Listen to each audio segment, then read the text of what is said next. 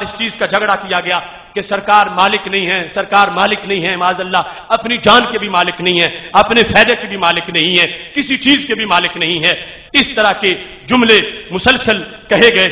تو میں اس سلسلہ میں بھی یہ واضح کرنا چاہتا ہوں کہ میرے محبوب علیہ الصلوۃ والسلام کی شان سے حسد ہے، بغض ہے۔ قرآن جو کہتا ہے وہ ہمارا ایمان ہے، اور جو قرآن کہتا ہے اس کی طرف ہمارا دھیان ہے۔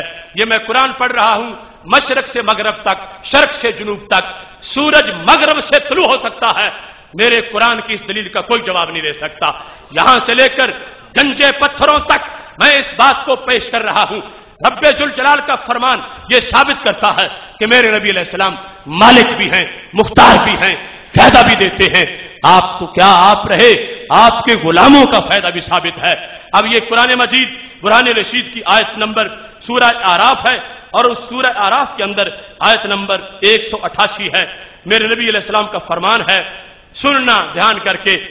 سرکار فرماتے ہیں قل، اللہ کہتا ہے قل، میرے محبوب کہہ دو، فرما دو، لا املکو لنفسی، لا املکو لنفسی، میں اپنی جان کا مالک نہیں ہوں، نفع ولا ضرا، نفع کے لحاظ سے اور نہ ہی نقصان کے لحاظ سے، الا ما شاء اللہ، مگر میں اس کا مالک ہوں جس کا مالک مجھے میرے رب نے بنایا ہے۔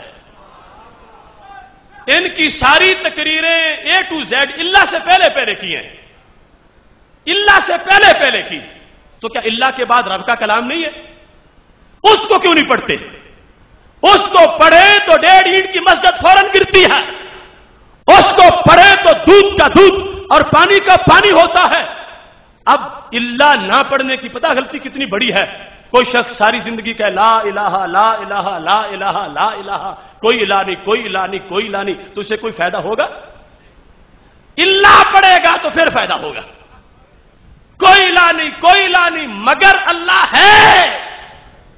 سرکار فرماتے ہیں میں مالک نہیں، میں مالک نہیں، میں مالک نہیں، میں مالک نہیں مگر رب کے بنانے سے ہوں۔ کتنا ظلم ستم ہے۔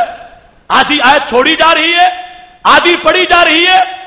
قل لا املکو، مطلب کیا؟ میں آپ مالک نہیں، میں آپ مالک نہیں، میں آپ مالک نہیں، الا ما شاء اللہ، مگر میں ہوں اس کا جس کا رب نے مجھے مالک بنایا ہے۔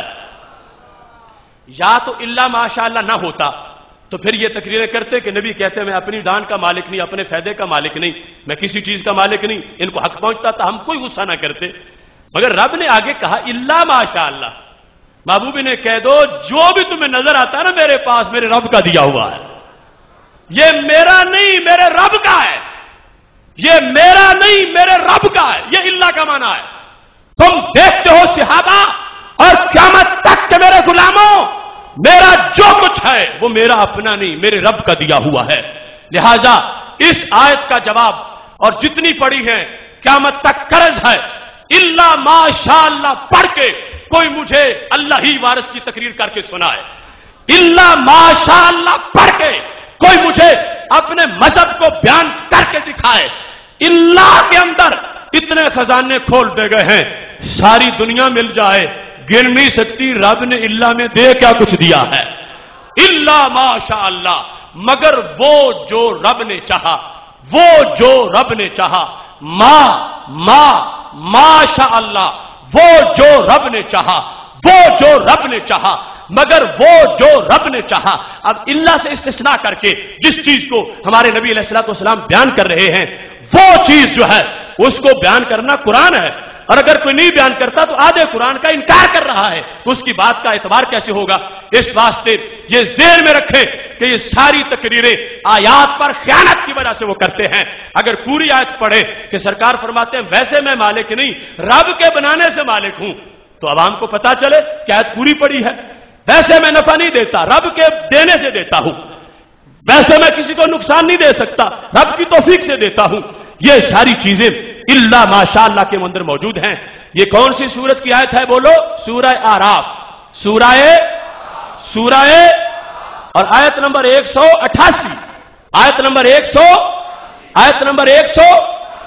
इसका मतलब इल्ला माशा अल्लाह से जो वाज़ेह हुआ, इल्ला के बगैर तो पहले जुमले का मतलब ही नहीं हो सकता। अब ला इला से तो गुमराही फैलेगी कि कोई इला है ही नहीं, कोई है ही नहीं। इल्ला से पता चलेगा। इस वास्ते इल्ला से पहले पहले कलाम अधूरी है। वो कलाम पूरा तब होगा जब इल्ला साथ मिलेगा, और जब इल्ला साथ मिलेगा तो फिर अल्लाह का फजल साथ मिल जाएगा। और फिर नबी अकरम नूर मुजस्सम शफी मुअज्जम सल्लल्लाहु अलैहि वसल्लम का ये अंदाज बिल्कुल वाज़ेह नजर आ रहा है कि पाक महबूब अलैहिस्सलाम से रब ने ऐलान करवाया कि बता दो जो भी तुम्हें मेरे पास नजर आता है ये मेरा अपना नहीं, ये सब कुछ मेरे रब का अता किया हुआ है। और यही अहले सुन्नत का मजहब है। हम कहते हैं कि सैयद आलम नूर मुजस्सम शफी मुअज्जम सल्लल्लाहु अलैहि वसल्लम अपनी तरफ से कुछ नहीं देते, रब के दिए हुए से बहुत कुछ अता फरमा देते हैं। इस सिलसिला में